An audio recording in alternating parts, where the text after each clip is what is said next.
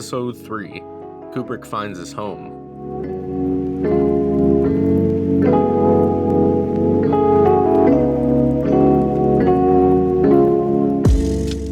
Terry Southern, Dr. Strangelove co-writer, then suggested Kubrick take a look at the Anthony Burgess novel, A Clockwork Orange. Southern had already taken out an option on the film, and upon reading and loving the story and main character, Kubrick partnered with Warner Brothers and bought the rights to the novel.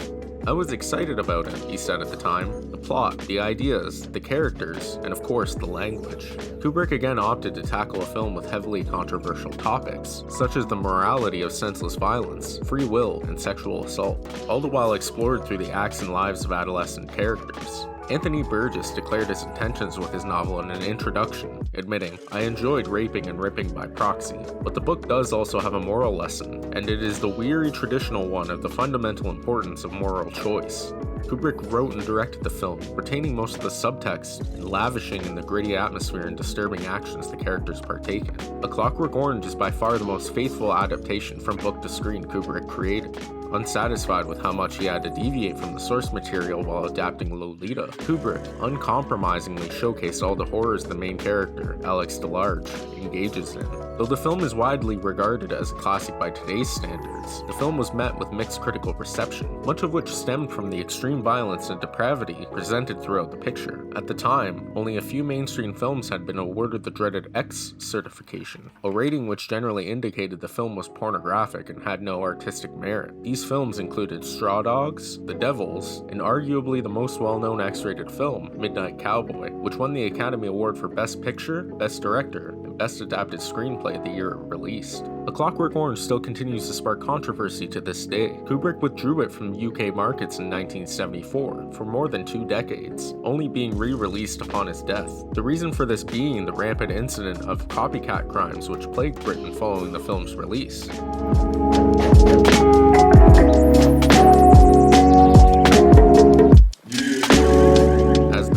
The Stanley Kubrick Archives so perfectly expresses, the negative dialect of Kubrick's 2 most overtly comical films, the black farce of Dr. Strangelove and the biting satire of A Clockwork Orange, make them the most powerful expression of a central theme in his work, the discontents of civilization. Manifested in every frame of Kubrick's next film, Barry Lyndon, it is clearly evident the extent he cared about producing quality films. By many accounts, Barry Lyndon is Kubrick's least understood and most underappreciated film, though that distinction can be argued with his earlier film, The Killing, as well as his final film, Eyes Wide Shut.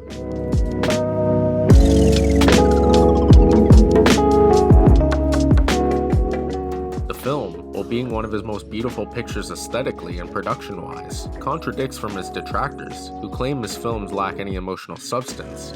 The titular character of the film, despite his faults, is among the most fully and sympathetically drawn-in characters in Kubrick's film career.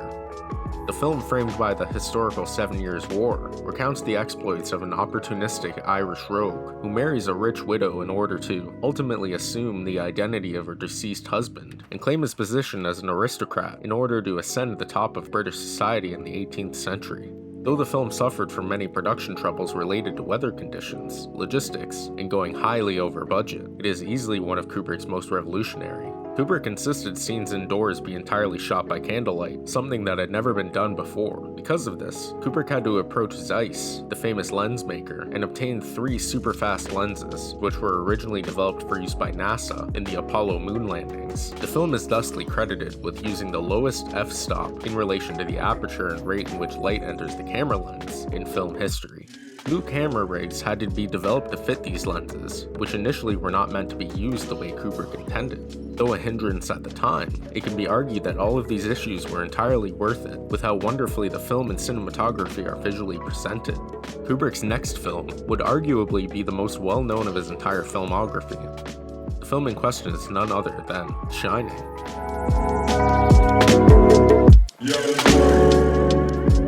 Each of Stanley Kubrick's films can be said to have a central theme dealing with the Jungian duality of man, then The Shining has it in spades. Having stayed fairly true to the source material in the last 2 book-to-film adaptations Kubrick undertook, when work commenced on The Shining, he decided to stray the furthest away from the author's material than ever before. Speaking about Stephen King and The Shining, Kubrick stated, "I would say King's great ability is in plot construction. He doesn't seem to take great care in writing. I mean, the writing seems like he writes it once, reads it, maybe writes it again, and sends it off to the publisher. He seems mostly concerned with invention, which I think he's very clear about. One of the most interesting aspects of the film is how much it deviates from the source material. The novel already being very well regarded amongst the general public, Stephen King had already cemented himself as a household name in the master of horror literature, having released a plethora of books before the release of Stanley Kubrick's adaptation of The Shining. Novels including Carrie, Salem's Lot, Rage, The Stand, The Long Walk, and of course, The Shining itself. It's absurd to think someone would commit to such a departure as Kubrick did, especially considering how closely King's previous adaptation, Carrie, was, that film releasing 4 years prior to Kubrick's. This is why, even though Kubrick's The Shining is so well liked by critics, King has always hated the film, even going so far as to remake it himself as a miniseries in the 90s, though, as of recent, King has slowly begun to warm up on Kubrick's vision. As always, Kubrick instilled many new filmmaking techniques while working on The Shining, this time in order to unnerve audiences. One of the techniques Kubrick implemented in the film was to fill scenes with an abundance of dual imagery. This was done in order to emphasize the grand scale and the inner struggle between light and dark in the film. Kubrick's Overlook is full of dual imagery, symmetry, mirrors, and doubling of characters. Danny and Tony, two ghostly little girls, two women in room 237, two ghostly servants, and finally, two Jacks, the other who was there when the film takes place, and the one who has always been there. Another filming technique used to contribute to the eeriness of the atmosphere of the film, as well as to create more visually arresting scenes, was the then innovative use of the Steadicam. Garrett Brown, inventor and operator of the Steadicam, had used it previously in shots of Rocky and Marathon Man. However, it was not until The Shining that he perfected the camera. Brown was appointed the job of shooting most of the film using his new technique, even shooting most of the still shots, because he was able to put his camera into positions ordinary rigs could not go. The Steadicam was used extensively throughout filming of The Shining, and because of the smoothness of its operation when moving, provided an almost ghost-like glide to the way the camera swept through shots. As Kubrick put it, it was like a magic carpet. The fast, flowing camera movements in the maze would not have been possible to do without the Steadicam.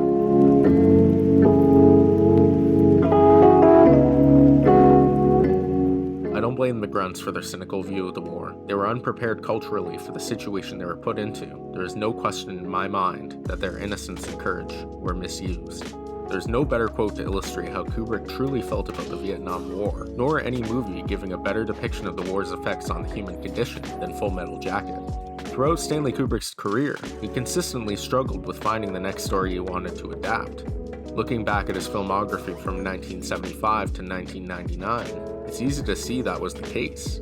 Kubrick's film releases having a 5 to 12 year gap between each one. It is no wonder why he ultimately decided to tackle the subject of war once again, a subject which he had grown accustomed to adapting in his first feature film Fear and Desire, as well as Paths of Glory and Spartacus, and to a lesser extent Dr. Strangelove and Barry Lyndon. Full Metal Jacket, as with many other Kubrick films, deals with the slow destruction of the human psyche and eventual loss of humanity of individuals dealing with grimly inexorable situations. The first third of the film shows soldiers being trained, with the goal of them being sent off to fight in the Vietnam War. As the film progresses, you see the dehumanization process the recruits endure, which result in one of the soldiers, Private Gomer Pyle, going mad and committing suicide. The second third of the film shows our main character, Private Joker, as a journalist witnessing the atrocities that are happening in Vietnam.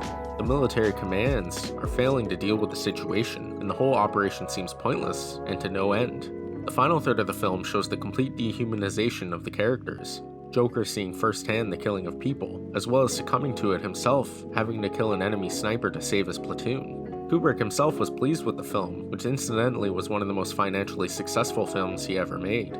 By this time, Kubrick had grown weary of some of the sensational stories about him that had appeared in the press over the years. There's so much misinformation about me. The stories get more elaborate as they're repeated in the papers. I'm not a recluse. I lead a relatively normal life, I think. The disturbing vision put forth in Full Metal Jacket did not do much to help the public's assessment of Kubrick and the belief that he was a misanthrope. Though Kubrick would continue to fight this notion, his final film would unfortunately incite the public and press towards the conclusion that Kubrick held a general disdain for humanity. Without exception, Stanley Kubrick's films since the mid-1960s had been misunderstood at first, only to be re-evaluated later on at some point, generally being regarded as the best films ever made. Kubrick's brilliant and final achievement as a filmmaker, Eyes Wide Shut, is perhaps his most misunderstood of all of his works.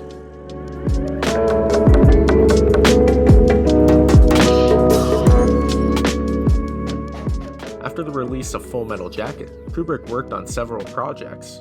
These ranged from his unfortunately never filmed movies, such as the Napoleon biopic he had been working on since the 60s, to Aryan Papers, a World War II film about a Jewish boy and his aunt trying to survive in Nazi-occupied Poland by passing as Aryan, to AI, a science fiction film about artificial intelligence that Steven Spielberg, Kubrick's longtime friend, ended up making after the filmmaker's death. Kubrick ultimately decided to adapt the novel Traum Novelle, or Dream Story, a novella by author Arthur Schnitzler. The novel was brought to the attention of Kubrick in the early 60s, thanks to his second wife, Ruth Sobotka. He initially thought about writing and directing the film, then put it on the back burner, opting to film Dr. Strangelove in 2001: A Space Odyssey instead. Eyes Wide Shut was arguably one of Kubrick's more faithfully adapted films, much like A Clockwork Orange. This may be due in part to the fact that both novels are rather short, thus not needing their content to be cut for runtime. Instead of spending his time concerning himself with having to mold the narrative into that which would work on screen, Kubrick instead shifted his focus onto obsessively overseeing every visual element in every frame of the film. Furniture, props, to the color of walls and other objects, Kubrick managed every aspect of the production. As a lifelong photographer, Kubrick applied the same level of detailed scrutiny to the film's cinematography. Upon completing filming of the project in 1998, Kubrick spent almost a year in post-production, delivering the final version of the film to Warner Bros. In March 1999. Kubrick told family members and close friends that Eyes Wide Shut was the best work of his career. John Calley, former head of production at Warner Bros., told Variety that the last time he spoke to Kubrick, shortly before his death, the director was ecstatic about the film. He was excited because Warner execs had seen his film and loved it. I've never heard him as excited about a film. Just days after Kubrick delivered his final film to the Warner Bros. Executives, he passed away due to a severe heart attack. Unfortunately, upon Kubrick's death, and to avoid making any actual cuts to his work, digitally inserted figures were added to the orgy scenes, obscuring most of the sexually suggestive imagery. This was done in order to meet a contractual agreement Kubrick had with Warner Bros. To deliver the film with an R rating. The MPAA deemed the orgy scene too explicit, thus the changes needed to be made. Thankfully, however, those alterations have since been removed from all home media releases. The dreamlike qualities of the film and the story as a whole offer such banal observations, but were somehow missed by most audience members and critics at the time. Scenes such as the one taking place in the streets of New York look highly manufactured, were filmed on a soundstage using rear projection, and were meant to look unreal, thus creating a sense of uneasiness in the viewer. However, critics did not see it this way, and simply wrote it off as poor filmmaking, thinking the sets looked too fake. As is the case with all of Kubrick's mature films, Eyes Wide Shut operates on multiple thematic and aesthetic levels, and its richness begins to emerge upon subsequent viewings. Kubrick's film navigates the treacherous gray area between waking life and dreams, between reality and fantasy, between actions and desires, between fidelity and deception, between conscious and unconscious. The film is an exercise in humanity and a delve into the human psyche in an attempt to see how it works. The men in the movie are misogynistic, patronizing, and set in their ways. They try to mask their feelings. Throughout the film, the main character, Bill, begins to realize women are not something that can be possessed. He cannot control them. He cannot control their thoughts, their feelings, or their dreams. By the end, his wife Alice helps him shred the chauvinistic mask that has clouded his judgment, helping him realize that women should be treated equally, not only on a societal level, but also when it comes to the topics of sexuality and desire.